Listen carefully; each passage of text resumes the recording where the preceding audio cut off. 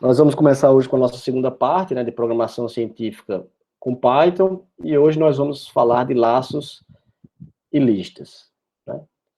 Então, laços e listas, nós vamos aprender vários comandos aqui de repetição e vamos aprender também como a gente monta listas de elementos, listas e tabelas de elementos em Python. Então, vamos supor que a gente queira fazer aqui uma tabela de conversão de graus Celsius para Fahrenheit. Então, a gente tem aqui à esquerda os graus em Celsius e à direita aqui o respectivo valor em Fahrenheit. E aí está oscilando aqui, ó, variando de 5 em 5 graus em Celsius e os valores à direita em Fahrenheit, né? Como é que a gente faz isso com programação, né? Bem, então, a ideia, uma solução iniciante é a gente calcular um por um, né? Então, aqui a gente tem, deixa eu organizar aqui o print, ó.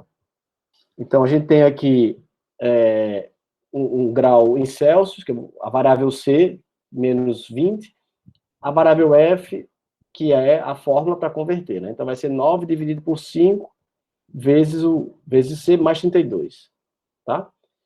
Então, isso daqui, se a gente roda, então a gente tem aqui, ó, menos 20, né? Em Fahrenheit, vai dar menos 4. Notem que eu não estou usando aquela sintaxe printf, né? Então, tá a sintaxe básica aqui e a aparência tá ok, eu não vou mexer, certo? Então, se você pensa, poxa, se eu quero uma tabela como essa, então eu posso copiar e colar várias vezes, né? Aqui eu estou, para simplificar, eu estou colocando mais de um comando na mesma linha, em Python, então eu sou obrigado a botar o ponto e vírgula, certo? Não esqueçam isso, tá? Ponto e vírgula.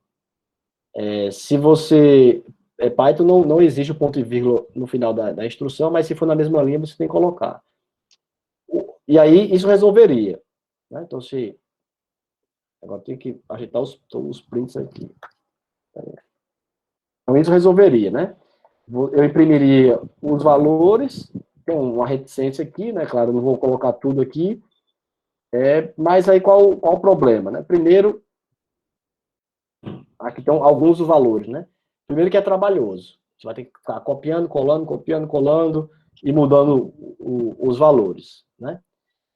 Se é trabalhoso, ele é passível também de repetição, de erro, desculpa. Então, se você fica copiando, colando, você vai acabar se confundindo, né? Então, a probabilidade de você digitar alguma coisa errada é grande, tá?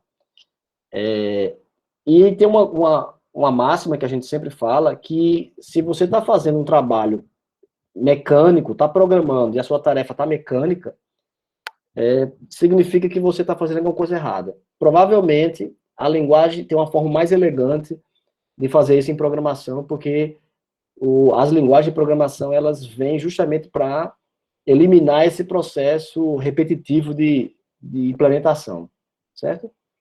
Então, o computador é extremamente eficiente nesse aspecto aí, de executar operações repetitivas, certo?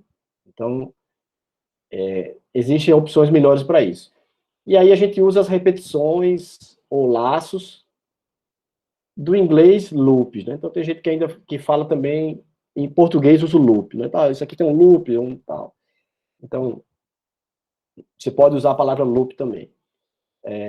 O primeiro laço que a gente vai ver o tipo de laço é o while. O while em português é enquanto, tá? Então, a ideia dele é que ele vai executar uma sequência de instruções enquanto uma condição for verdadeira. Então, com a sintaxe, você vai colocar o while, a condição de parada, né? Então, ele vai ficar executando esses comandos que estão aqui dentro, enquanto essa condição for verdadeira, certo? E, após o while, você tem as instruções que ele vai repetir, tá?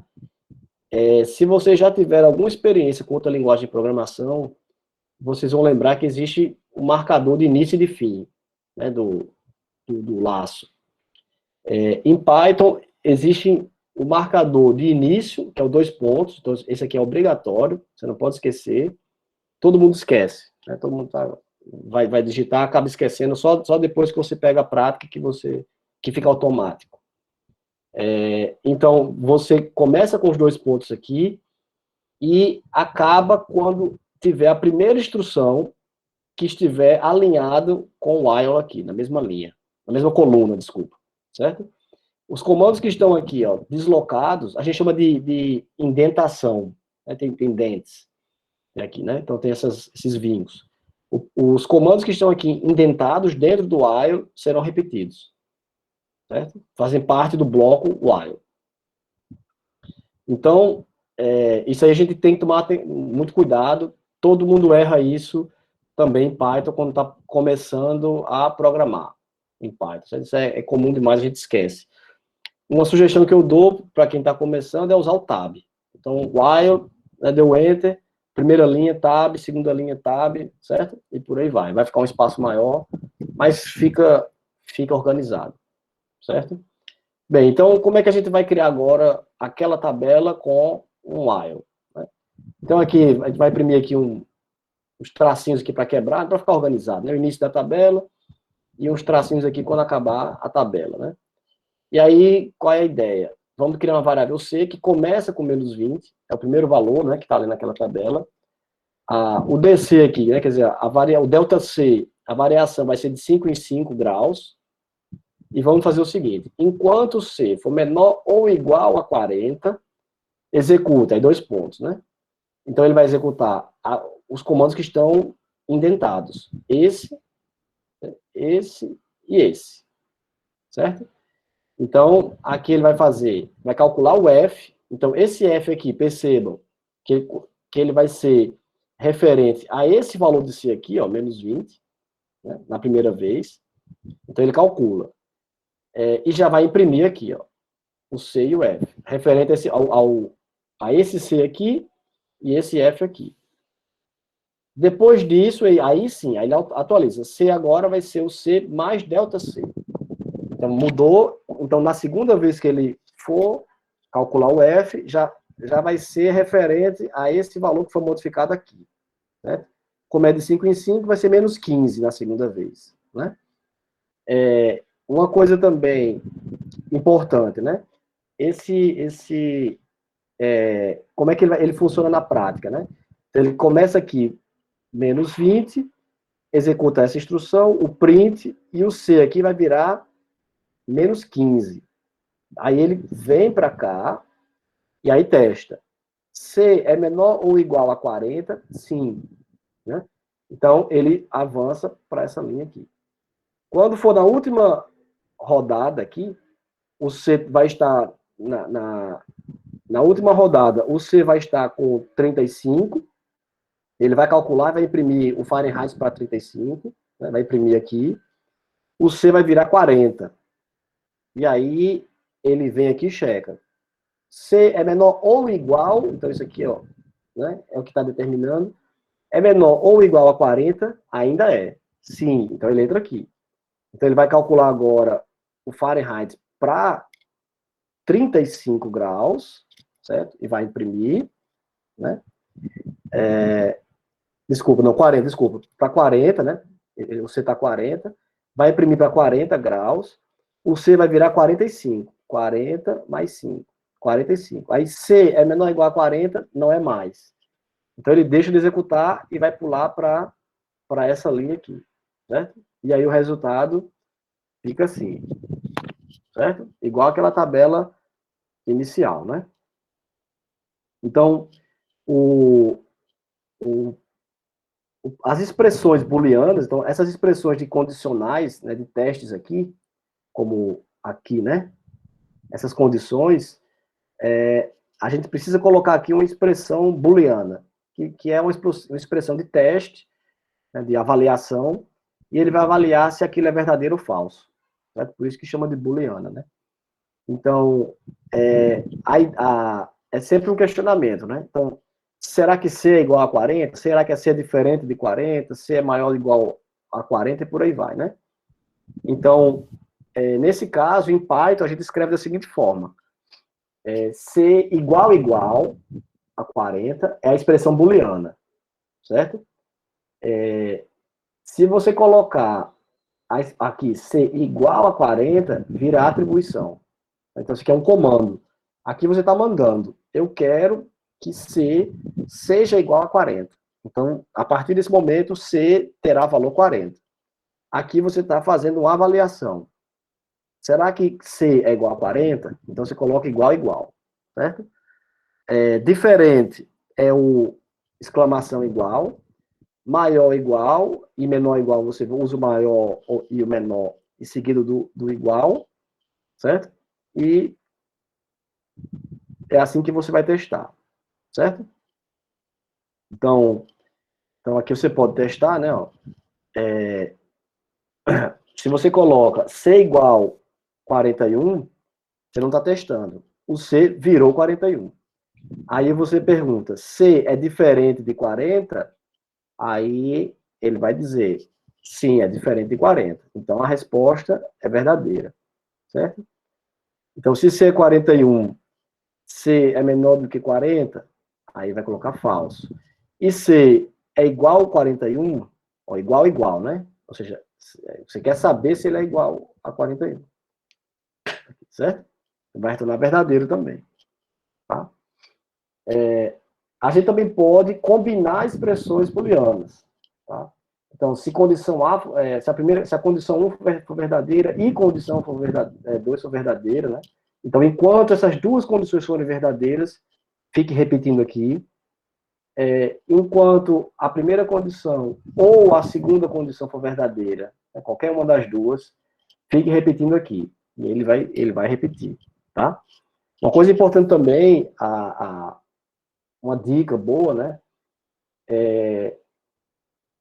Grande parte dos erros de imprecisão, não numérica, né, mas imprecisão no resultado de programas, tem a ver com problemas em repetição, certo?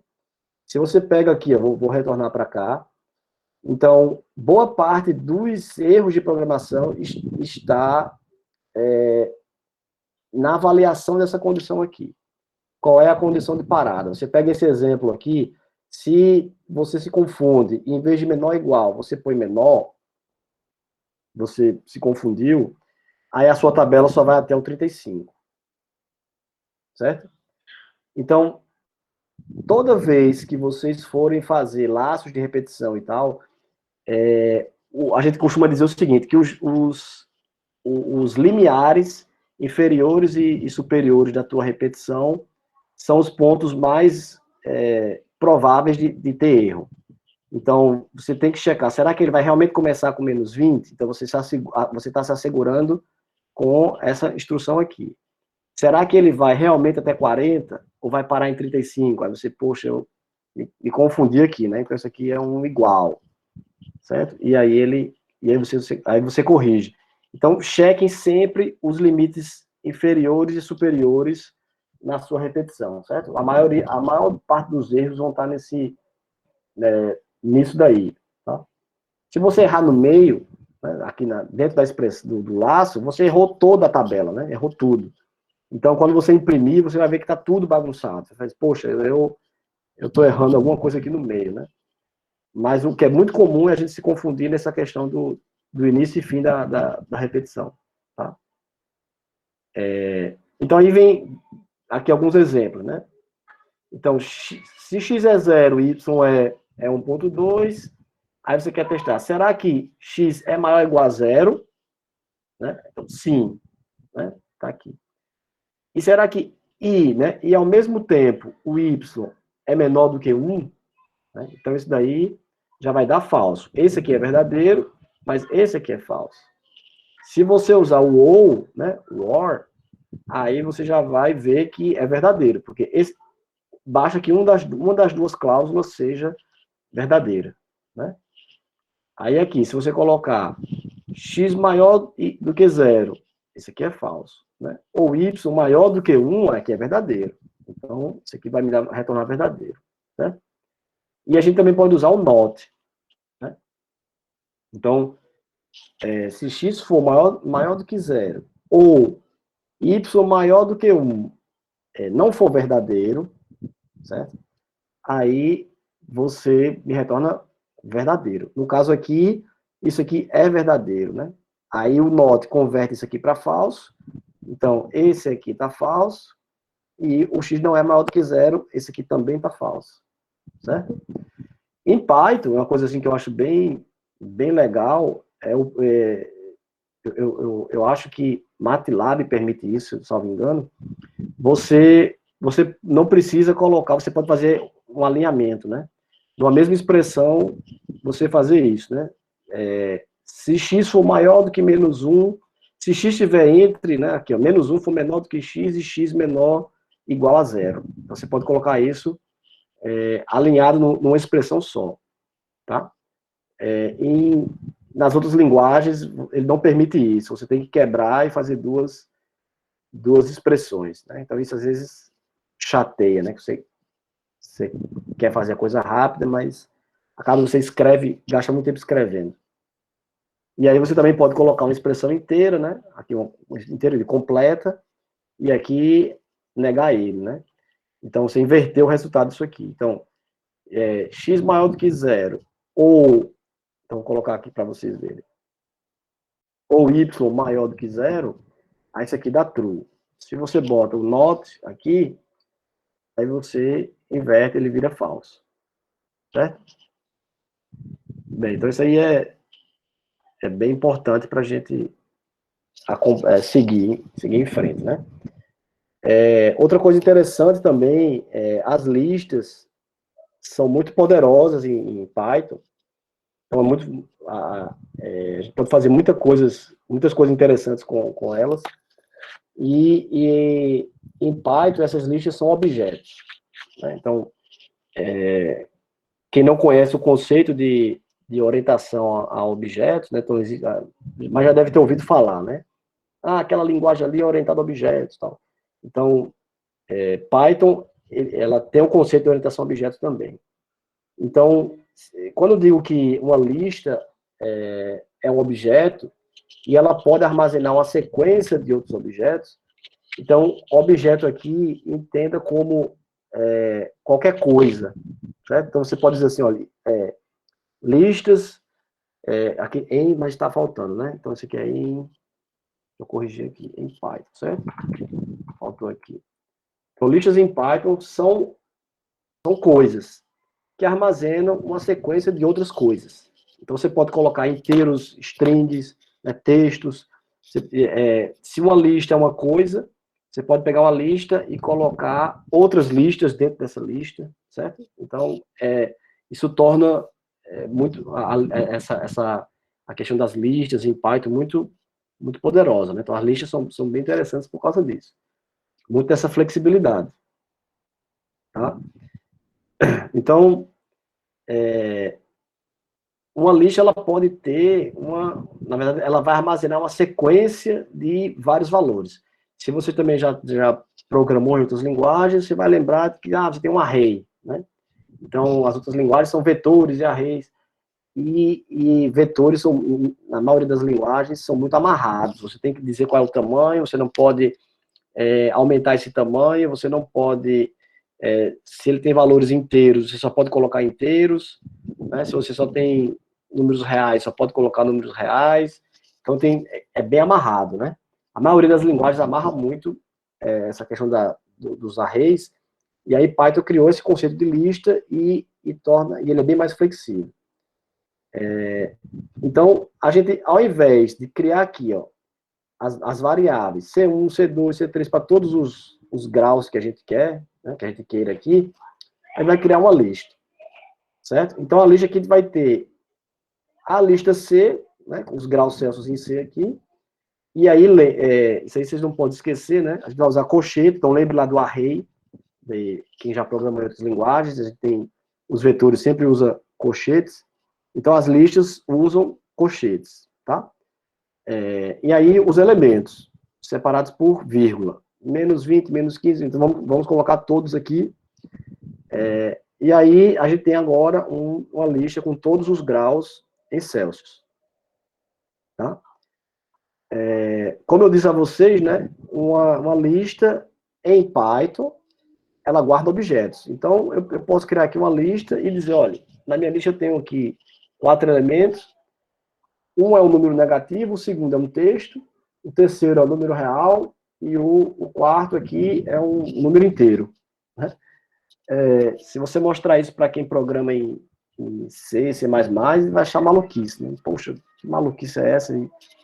Porque essas linguagens mais antigas, elas são mais amarradas. Né? Então, esse é um conceito, até Java mesmo não permite esse tipo de notação, a não ser que você crie um objeto, certo? Mas é mais complexo do que isso aqui. Você não faz isso numa linha, uma instrução numa linha só, como aqui não, tá? Como no Python. E aí, uma vez que é uma lista, você pode acessar esses... você está usando colchetes, né? Então, você vai acessá-los também usando colchetes. Então, se você colocar aqui, essa lista 1, e aqui você pedir L1 colchete 3, você está pedindo o elemento do índice 3. Tá? É importantíssimo saber, em Python, as listas e as outras estruturas que a gente vai ver mais na frente, que são sequências, elas sempre começam em 0 e vai até o tamanho menos 1. Então, se ele tiver 4 elementos, vai de 0 a 3. Certo? Então, o índice vai de 0 a 3. Então, isso aqui é extremamente importante porque, de novo, né? Quando você for acessar esses elementos, e aí dentro de um laço e tal, muita gente se confunde com isso. Tá? Esquece que termina com menos 1, e aí acaba deixando um elemento de fora tal, certo? Então, isso aí gera problema. Então, vamos ver aqui alguns exemplos. Se eu tenho uma lista, chamei ela de MyList, né? E coloquei 4, 6 e menos 3,5. Então, se eu mandar imprimir MyList índice 0, ele vai imprimir 4, primeiro elemento. MyList número 1, índice 1, aí ele vai imprimir 6. MyList índice 2, ele vai imprimir menos 3,5. Se eu me confundir e disser, poxa, eu tenho 3 elementos, e imprimo MyList índice 3. Então, ele vai me dar um erro aqui, ó. Index erro. Então, essa palavra que você já sabe. Erro de índice. Então, e aqui embaixo ele vai dizer, ó, out of range, né? Então, aqui, o índice da lista que você usou está fora do limiar, né? Do range é o seu... Me faltou agora a palavra. A sua sequência, né? Seu limite aí. Certo? Então, você estourou aí o limite da lista. Isso aqui está errado, certo? Então, out of range, você já sabe o que é, né? Bem, então, operações com o que a gente pode fazer? Desculpa, faltou um aqui. E se você quiser imprimir qual o tamanho dessa lista, aí você usa o len, a função len, LN, a abreviação de length, que é o comprimento dela. Então, essa lista tem 3 elementos, tá? É o número absoluto aqui, a quantidade. Operações com listas, e aí a gente tem algumas delas, né? Então, append, extend, insert, delete. Então, de novo, vamos pegar aquela nossa lista C. Então, se a gente chegar aqui e colocar c.append 35, o que ele vai fazer? E aqui no Jupyter, se você escreve aqui só a letra C, né, só a variável C, ele entende que você quer que imprima. Né? Então, aqui ele vai me imprimir. Ó.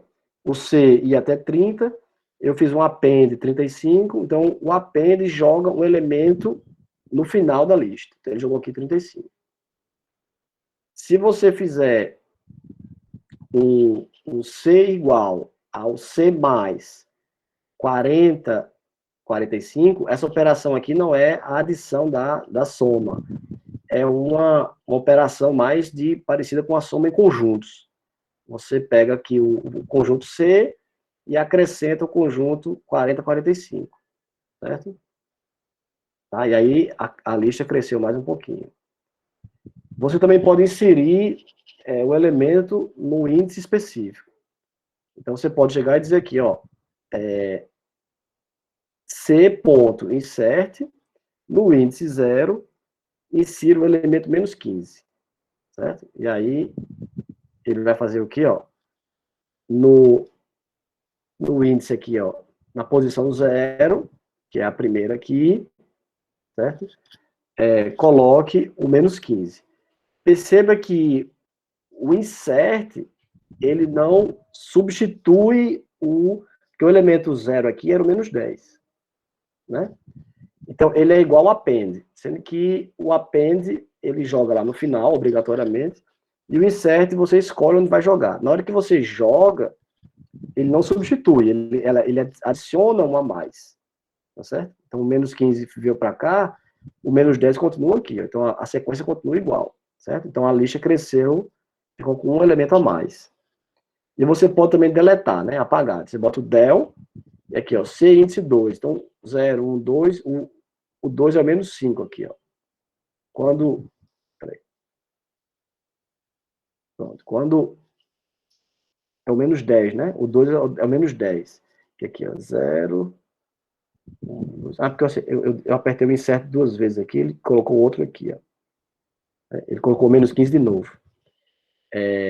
Que é outra coisa, a sequência também não, a lista não impede números repetidos, né? Então, eu apertei duas vezes para executar isso aqui, ele colocou menos 15 de novo aqui. Então, o C aqui, ó, eu vou fazer assim, ó. Eu vou imprimir. Peraí. Vou imprimir o C antes e o depois. Certo? Então aqui ele tá. C. Deixa eu ver se ele vai colocar assim.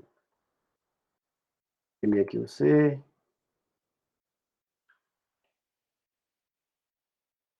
Aqui. Certo? Pronto. Fica mais claro. Então aqui eu tenho 0, 1, 2. Então o elemento índice 2 é o 10. Quando eu fiz o del, C índice 2, ficou menos 15, e aí o 10 foi embora, pulei para 15, aí percebo que a minha lista aqui, ó, tem um elemento a menos. Certo? Bem, e aqui vai, se a gente deletar de novo, mais um aqui que cai fora, e o C aqui vai me dar o comprimento, né? O len aqui, ó, de C. Então, 1, 2, 3, 4, 5, 6, 7, 8 elementos, o len aqui é 8. Certo? A gente também pode ter outras operações com listas. Então, a gente faz busca, a gente pode também usar índices negativos. Tá? Então, vamos ver o que seria isso. Então, se você... agora aqui, essa minha lista ficou pequena, não sei se esse índice 10 aqui vai dar errado. Vou botar 5 aqui. Então, aqui... Certo? Não, peraí, que o 5... Na verdade, não é isso, não. O 5 foi embora. O valor 5 não existe, vou botar valor 20. Porque eu andei apagando mais do que deveria, né? Então, eu quero o índice do elemento cujo valor é 5. Tá? Então, aqui...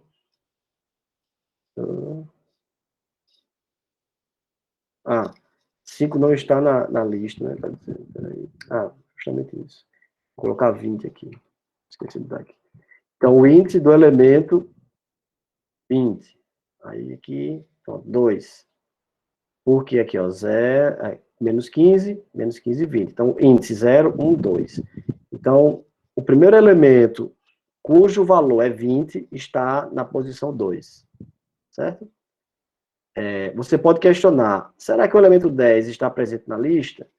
O 10 aqui, aí ele vai me retornar falso. 10 não faz parte da lista.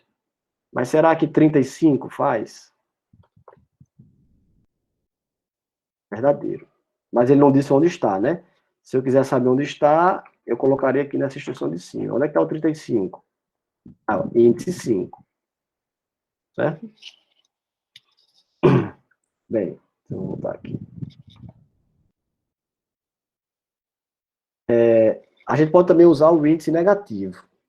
Então, por exemplo, aqui é o índice 0. Se você chegar e disser, me deu e o índice menos 1, então a fila, a lista, ela funciona como se fosse circular. Então, índice 0 aqui, índice menos 1 é esse aqui, é o último. Certo? Menos 2, o penúltimo, menos 3, antepenúltimo, e por aí vai. Então, o menos 1 aqui que o último é 45, né? Então, o menos 1, peraí, perdi aqui. O menos 1 aqui, 45. Menos 2, que é o penúltimo, vai me dar, certo? 40.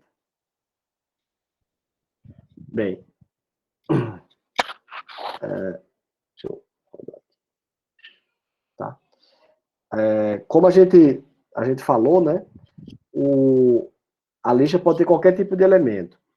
E aí tem outra coisa legal também em Python, que eu vejo também isso no MATLAB, isso é útil também.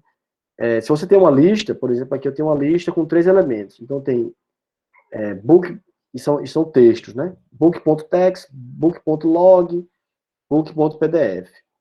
Eu posso pedir para o Python armazenar esses elementos da lista em variáveis separadas. Então, eu criei aqui uma variável, o arquivo text, text file, log file, pdf, separado por vírgula. Então, eu quero que text file, vírgula, log file, vírgula, pdf, recebam os elementos da lista. Aqui o que ele vai fazer? Ele vai atribuir, vai pegar o primeiro valor, vai colocar na variável text file, o segundo valor na ordem, né? Nesse aqui, log file, e o terceiro valor em PDF. Entenderam? E aí, quando você manda imprimir isso, imprimir a variável text file, ele vai imprimir book.text, né? Que é o que está nessa primeira variável. Certo? Bem, se você imprimir log file, aí vai imprimir book.log, que é o segundo elemento aqui. Tá? E se imprimir PDF, que é esse aqui, é a terceira variável, aí, cadê? Aí ele vai imprimir book.pdf. Certo? Bem, o outro tipo de laço que a gente vai ver hoje é um laço do tipo for. Tá? O for ele é utilizado, diferente do while, o while você não sabe, geralmente, né? Geralmente se usa o while quando você não sabe o elemento de início e o elemento de fim. Então, vocês olhem, executa esse bloco aqui enquanto essa condição for verdadeira. Não sei quantos elementos tem aí dentro, não sei quantas vezes ele vai repetir, certo? Não necessariamente eu sei que número ele começa e com que número ele vai terminar, mas enquanto essa condição for verdadeira, fique aí executando, certo? O for, ele já é um laço mais utilizado, para quando você tem repetições já definidas. Você sabe o primeiro valor, você sabe quantas repetições você quer e o último valor, certo? E aí é mais o for ele se encaixa melhor nesse caso. Significa que se você for usar um for nesse caso, você vai escrever menos, certo? Bem, então vamos supor aqui um outro exemplo, né? Eu tenho uma lista que eu chamei aqui de degrees, os graus. Não é idêntico àquele exemplo anterior. Então, o degrees tem os valores 0, 10, 20, 40 e 100. Então, é uma lista, né? Colchete aqui, ó. Isso é uma lista de 5 elementos. E aí, em Python, você diz, eu vou criar uma variável, que eu vou chamar de C, e digo, for C in degrees, ou seja, para cada C, a gente pode ler dessa forma, né? Para cada C pertencente a degrees, faça, né? Comece aqui. E aí, igual ao while, você tem que fazer a indentação, né? E aí, vou fazer o quê? Vou imprimir Celsius degrees, vírgula C, ou seja, o valor que C vai adotar. Vou calcular o F para esse C, então, na mesma fórmula. Em seguida, eu vou imprimir Fahrenheit e o F. Certo? Quando, na outra linha aqui, ó, eu vou imprimir a lista de degrees tem len degrees, que é o tamanho. Então, aqui vai dizer, a lista de degrees tem, tananã, né, esse resultado aqui, elementos. Tá? Percebam que esse print aqui eu não indentei. Né? Não coloquei na mesma coluna dos anteriores, coloquei na linha do for. Então, ele está fora da repetição. Então, só depois que o for terminar, é que isso aqui vai ser impresso. Certo? E quando é que o for acaba? É diferente do while. Então, aqui eu digo, para o C em degrees. Então, o C vai começar na primeira vez com o valor 0, executa o bloco todo. Na segunda vez com 10, segunda vez com 20, com 40 e com 100, e aí ele percorreu todo o degrees, toda a lista. E aí acaba o for. Né? Então, quando a gente imprimir, vai ficar assim, ó. Celsius degrees, aí 0, né? Porque eu imprimi frases separadas, não fiz aquela tabela. Calculei F e depois imprimi, né, o Fahrenheit. Eu poderia ter feito aqui, né, se vocês quisessem, né, poder comentar isso aqui para não ficar... E fazer assim, né? Print C,F para ficar parecido com aquele exemplo anterior. Vou comentar aqui. Ó, né? Fica mais parecido com aquela tabela. Mas não é a intenção, é só para eu dizer a vocês que é uma opção aqui de imprimir tudo, imprimir separado, né? E aqui ó, essa frase só imprimiu no final. Se você errar e aqui você apertar o Tab, o que é que vai acontecer? Ele vai imprimir aqui essa frase várias vezes, ó. A lista de grids tem 5 elementos, a lista de grids tem 5 elementos, né? Então, ele está repetindo aqui várias vezes. Não é nossa intenção, né? A gente quer que imprima só no finalzinho, certo? Então, cuidado com a indentação, que é muito comum também. Você faz seu programa todo bonitinho, já aconteceu várias vezes comigo, e não nada do resultado dá o que você estava esperando. Você, poxa, o que é que eu estou fazendo errado? E aí, em algum laço, você vê que a indentação está errada. Certo? Alguém ficou do lado de fora, ou alguém que era para ficar de fora ficou de dentro, certo? Então, isso daí também dá problema. Só para a gente confirmar, né, se você quiser, fizer a mesma coisa, for C in degrees, imprimir o C aqui, ele vai imprimir os valores. Então, o C no for, ele, nessa expressão, né, de novo, vamos ler. Então, para cada C em degrees. Então, ele vai pegar C0, vai pegar um de cada vez e vai executar aqui, e aí vai de 0 a 100.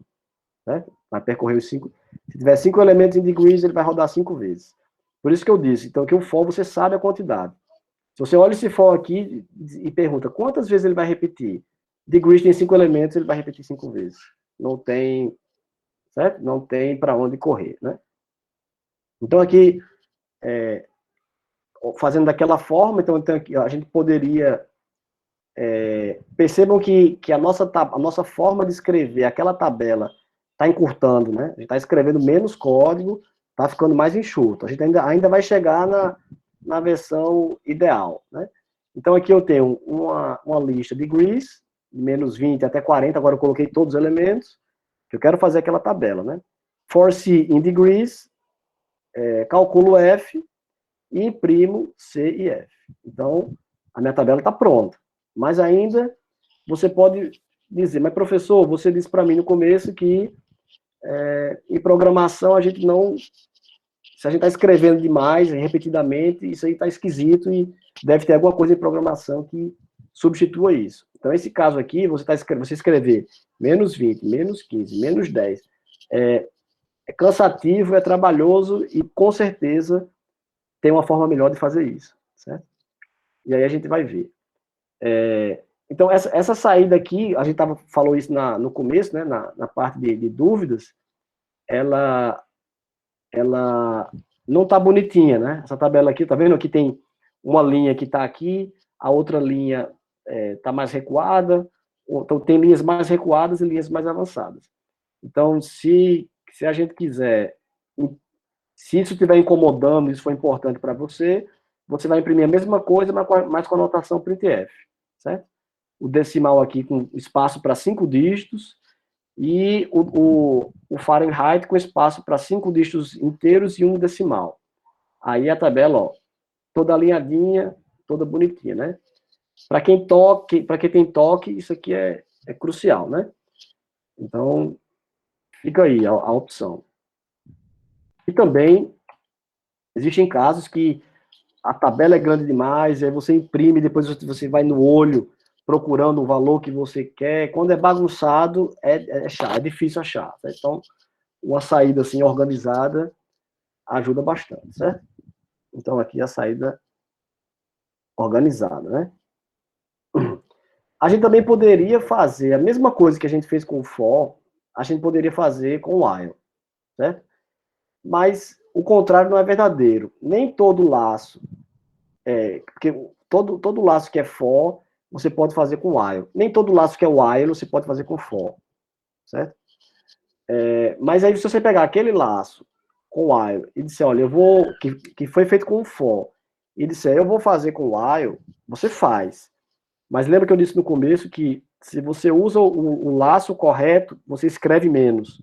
Então, como a tabela é fixa, você sabe os elementos que vai percorrer, a quantidade que você de elementos, o for é muito mais indicado. Então, se você vai fazer aquela mesma versão com while, você declara aqui a sua list, como era antes, não mudou, mas aí você vai ter que criar elementos que não tem na outra opção. Então, você vai dizer o seguinte, olha, vou criar uma variável índice, que começa com 0, enquanto o índice for menor do que len, né, ou seja, o tamanho da lista de degrees, então, enquanto o índice for menor do que o tamanho da lista, você cria uma variável C, faça ela receber o elemento index do degrees, que é o seu C, calcule F, imprima. E não esqueça que fazer index aumentar um valor. Então, esse mais igual aqui, para quem não conhece, ele tem o efeito de index mais 1. Aumente 1, né? Incremente 1. E aí, claro que o mais igual fica mais interessante, né? O resultado é o mesmo, certo? Mas se a gente for perceber a quantidade de código que você escreveu aqui e a quantidade de código que você escreve aqui, você vê que aqui está bem mais otimizado. Está muito mais direto. E até a forma de interpretar, né? De você ler o código e você ler, ó, ele vai pegar C dentro de C degrees e vai calcular para cada C essa operação e vai imprimir C e F. Poxa, né? Tá muito mais, é muito mais intuitivo, né? A interpretação. Aqui você tem que ainda fazer suas continhas para entender o que a pessoa quis fazer com isso, né? Outra coisa também, que é muito comum nas nossas implementações matemáticas, é a gente se deparar com somatórios, operações de somatório. E aí, operações de somatório, não sei se quem já pagou cálculo numérico já deve ter visto isso, mas implementações de somatório já está dizendo, para quem entende programação, já está dizendo, isso é um for, certo? Então, eu vou calcular um for para fazer isso. Então, adote um somatório qualquer. Um S, que é um somatório, vai ser igual ao somatório de I ao quadrado, com I variando de 1 até N. Certo? Então, aí vamos supor que esse N seja 14. Tá? Então, como é que a gente implementa isso aqui em Python? Né? Então, o valor S, a soma aqui, vai começar em 0. E aí, eu vou ter o I, que é o valor aqui do meu somatório, né, o índice aqui do somatório, vai variar de 1, não é isso? Até N. E para isso, eu vou usar uma função de Python, que é o range. Então, range é uma sequência, que se você não mudar isso nela, é uma sequência de 1 em 1. Então, essa sequência aqui, se o N for 14, e se você colocar assim, ó, de 1 a 14, o range vai ser 1, 2, 3, 4, 5, 6, até 13. Lembra que ele começa e vai até o n-1. Então, isso é uma prática do Python. Então, o intervalo final aqui é um número a menos. Então, aqui você pediu para começar com 1. Né? Então, ele vai de 1 até n-1. Então, vai de 1 a 13. Como o somatório, o n em cima aqui, ele é incluído, então você quer ir de 1 a 14. Então, seu n é 14, então você vai ter que colocar aqui, ó, mais 1. de novo, né? Lembra que eu disse a vocês? Aqui é onde o cara erra. Nessa questão de montar os limites e tal, certo? Tá com dúvida? Pega isso aqui, mas, poxa, o que, será que isso aqui vai me retornar? Você pega isso aqui e faz um print disso aqui, certo? Pronto. Aí você... Não, peraí. Tem que fazer assim. Deixa eu ver.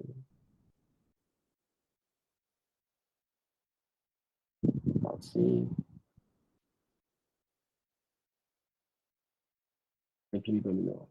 Deixa para lá. Bem, mas se você está com dúvida, você pega isso aqui, pode fazer assim também, né? Mais fácil. E faça assim, ó. Será que esse meu I vai percorrer os valores que eu realmente estou querendo, né? Eu vou comentar esse print aqui para não bagunçar, certo? Aí você roda isso aqui, aí você vê que o seu range está indo, né, que é o I aqui, ó, ele está indo de 1 até 14. Ah, beleza. Agora eu tô... Porque você pode esquecer, poxa, esse N vai até o 14 ou vai até 13? Eu não estou lembrado. Aí você, eita, não. Print aqui, tirou tua dúvida, isso aqui está correto. E aí, quem vai ser o S? O S vai ser, em cada rodada, em cada execução, o S vai ser igual, vou colocar assim para vocês entenderem mais. O S vai ser igual ao próprio S, que na primeira vez ele é 0, mais o I ao quadrado, elevado a 2. Então, na primeira rodada esse S é 0, e aí ele vai pegar o primeiro valor. Na segunda rodada ele já não é 0. Ele é o resultado da operação anterior. Aí vai ser da operação anterior, né, mais o I ao quadrado. O novo I, que é o 2. Né? E aí na próxima vez é o novo S, aqui, né, aqui, novo S, mais o I, que é o 3, ao quadrado. E aí esse S vai acumulando e vai crescendo. Né? Em Python você usa assim, né? Mais igual você... Isso também vem lá de C e C++. Esse mais igual, e é uma mão na roda, você acaba que economiza texto, né? E aqui vai estar o resultado final da operação, né? Poderia fazer isso com while? Poderia, mas é bem menos comum, certo? Você tem que criar uma variável, essa variável i aqui, né? Você tem que criar ela aqui fora, e aí você tem que depois ficar crescendo ela de 1 em 1. E o range já faz isso para você aqui, certo? Então é muito mais simples usar o range. Aí, lembre, né, também, para quem não lembra ou não pagou a disciplina, né? Quando você vai implementar integrais, então a forma de implementar, aproximar o resultado de integrais é com somatórios, então vai ser com for também. Né? Então, somatório, você já sabe que é que vai ser um for que você vai implementar, certo? A gente também poderia fazer aquela mesma operação de montar a tabela, a gente poderia criar uma lista também para os graus em Fahrenheit. Então, aqui está a lista com os graus em Celsius. Aí eu vou criar uma lista vazia. Então, aí você, né, em Python, você cria a lista F degrees e coloca colchetes aqui vazios. E aí você faz o que a gente estava fazendo antes, né, para 100 degrees, calcula o valor de F, e aqui a gente usa o append. Né? Lembre que o append joga o elemento para o final da lista. Então, ele vai calcular o primeiro, que é o Fahrenheit para menos 20, e joga no fim da lista. A lista está vazia, ele vai ser o primeiro. Vai pegar para menos 15, joga para o fim da lista, vai ser o segundo. Né? E por aí vai. Quando a gente imprimir isso aqui, deixa eu colocar o parênteses, né, que aqui está em Python 2, aí ele vai imprimir, aqui eu estou imprimindo só a lista do Fahrenheit, né? Certo? Bem, a gente também pode usar, né, como a gente já está fazendo, né? Então, aqui é a explicação do que a gente está vendo. Então, uma forma comum e interessante de usar o for é você fazer como a gente está fazendo, né? Então, para um determinado elemento em uma lista, né, repita, e aí ele vai. Essa questão de usar o range é muito comum, tá? é muito simples e ajuda demais, tá?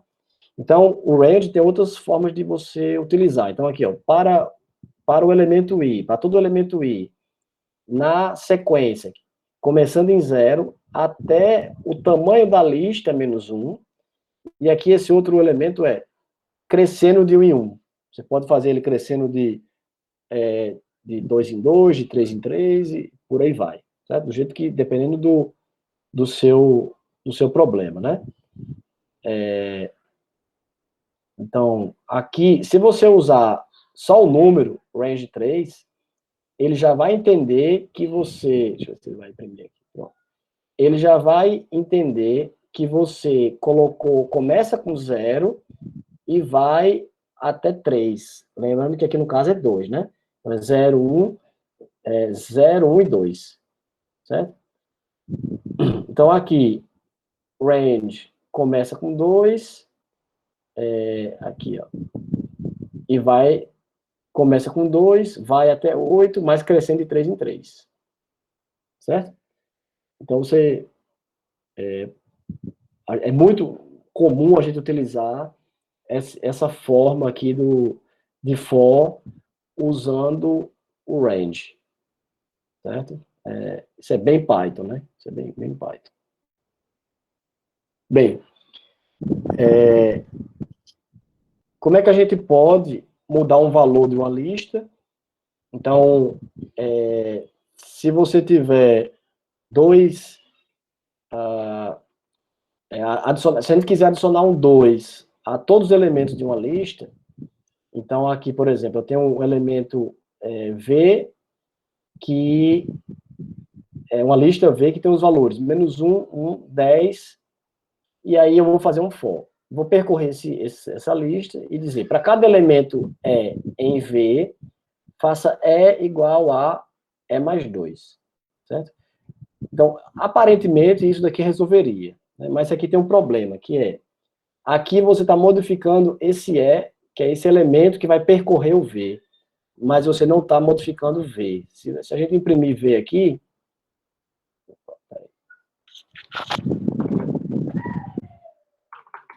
imprimir V aqui, porque eu tenho que rodar isso aqui primeiro.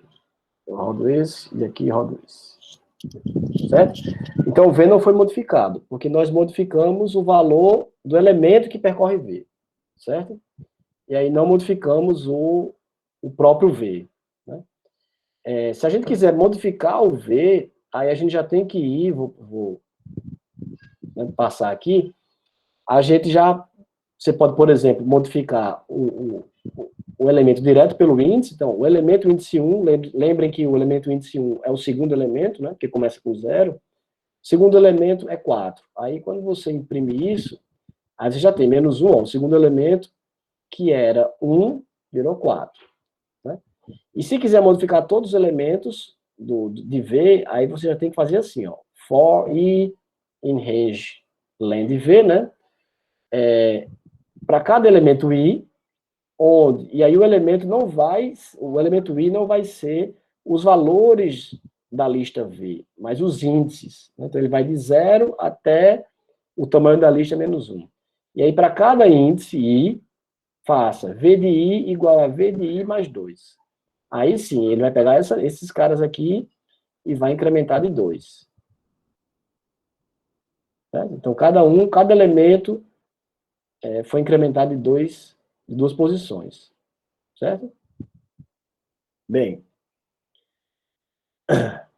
para a gente concluir aqui a nossa primeira parte aqui hoje, eu vou mostrar só essa questão de como é que a gente faz uma criação compacta de listas.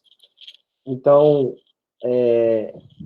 a gente poderia calcular aquele nosso problema usando só listas e de forma mais compacta, né? Lembrem que eu comentei com vocês no começo que a gente, o nosso programa tá legal, tá ok, mas a gente ainda está digitando todos os elementos da tabela de graus Celsius. E se essa tabela tivesse 100 elementos, a gente ia digitar 100 elementos, né? Então, não ia fazer muito sentido, tá?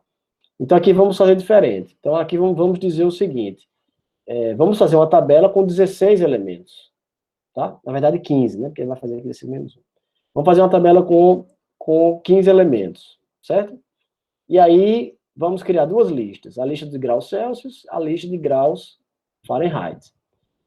E aí, vamos fazer para i, né, dentro do range n, ou seja, de 0 a 15, então o i vai variar de 0 a 15, faça, na tabela de degrees, adicione ao final dela, Celsius degrees, adicione no final dela o valor menos 5 mais i vezes 0,5.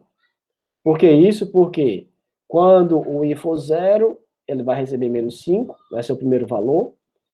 Quando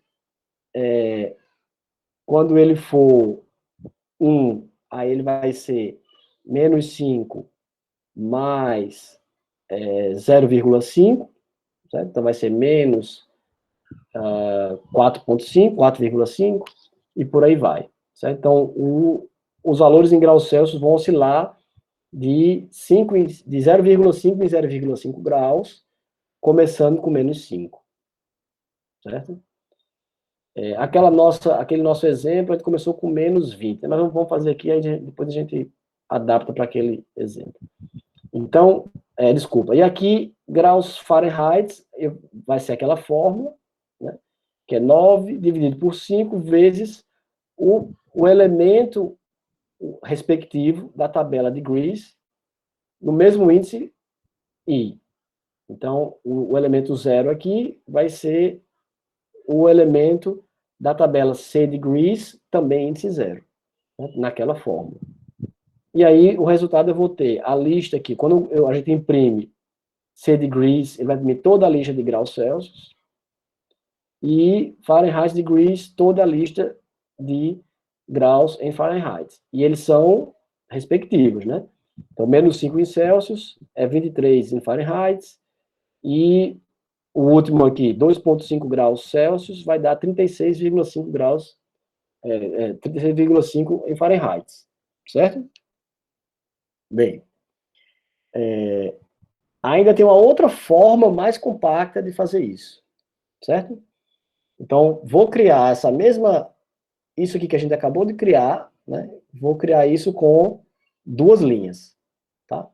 Então, o que é que eu vou fazer? Vou dizer que C degrees, a minha lista, aí eu abro o colchete, vai ser uma lista, e nessa lista eu vou colocar uma fórmula, tá? Que fórmula é essa? É menos 5 mais i vezes 0,5, que é essa fórmula aqui. O que eu estou dizendo aqui? Vai ser, a minha tabela C degrees vai ser, eu começo com menos 5 graus e vou variando de 0,5 em 0,5, certo? Para um i variando de 0 até n menos 1. Tá? E aí, F degrees, a mesma coisa, né? A mesma coisa, e depois eu imprimo. Então, o meu resultado aqui é o mesmo anterior. E percebam que, olha, lembra que a gente estava comentando? Você está escrevendo demais, está esquisito, tem alguma coisa mais simples que deve existir, que você não está conhecendo, né, em Python. Então, esse aqui é o exemplo. Então, essa forma, eles chamam de list comprehension, né? Então, uma compreensão de lista. Traduzir isso é difícil. E a forma é essa daqui. A sua lista vai ser uma expressão, ou seja, uma fórmula, né, para que use esse elemento aqui dentro dessa lista. Certo? Então, fez isso aqui, você monta a sua lista de forma bem prática e bem rápida, né? Existe uma outra dica legal também em Python também, que é DevZip. Então, o nome já diz, isso aqui é muito típico e muito específico de Python, né? Poucas linguagens utilizam algo dessa forma, que aí é o seguinte, a gente quer percorrer duas listas, tá? A gente tem a lista Fahrenheit e tem a lista degrees. Então, o que é que a gente pode fazer? Então, uma forma é usar o índice, quando a gente diz percorrer, imprima todos os elementos, né? Então, aqui, ele vai percorrer e imprimir C degrees e F degrees, né? Aqui, ó. Então, o resultado vai ser aquela tabela. Uma outra solução é a gente zipar, certo? Que diz o seguinte, ó, que interessante, né? Vou começar por aqui, certo? Zip as duas listas. Na hora que zipa as duas listas, é como se ele transformasse duas listas separadas em algo como uma tabela, parecida com isso, certo? E aí eu digo, para cada C e F dentro de zip, imprima C e F. Então ele vai pegar o primeiro CF, quer dizer, vai ser o quê? A primeira linha. E aí são dois elementos. Como eu estou colocando C, F, ele vai pegar o primeiro C, vai colocar aqui, e o primeiro F vai colocar aqui. Né? Então, o primeiro C vai receber menos 5, o primeiro F vai receber 23. E aí em diante, né? Então, vamos ver o que é que sai aqui. Né? Mesmo resultado. Então, percebam que a coisa vai ficando cada vez mais simples, né? Mais compacta, escrevendo, usando menos linhas de código, né? Então, a gente zipa aqui, tá? E fica mais simples. Se tiver três listas aqui, L1, L1, L2, L3, três listas de três elementos cada, e você quer imprimir isso como se fosse uma tabelinha, né? Organizado. Então, você zipa as três listas em uma só, e aí você diz, para cada elemento, E1, E2 e E3 nessa tabela, né? Vai imprimindo eles aqui. E aí você tem os elementos, né? Ele vai pegar aqui, ó, como se fosse uma tabela, né? Então, o 3, o primeiro elemento de cada um, 1.5 e 9.1, depois 6, 1 e 2, né? Depois 1, 0 e 2, certo? E por aí vai. Então, aqui eu vou colocar aqui uma observação. A gente a gente vai parar por aqui, pelo avançar da hora, mas aí eu.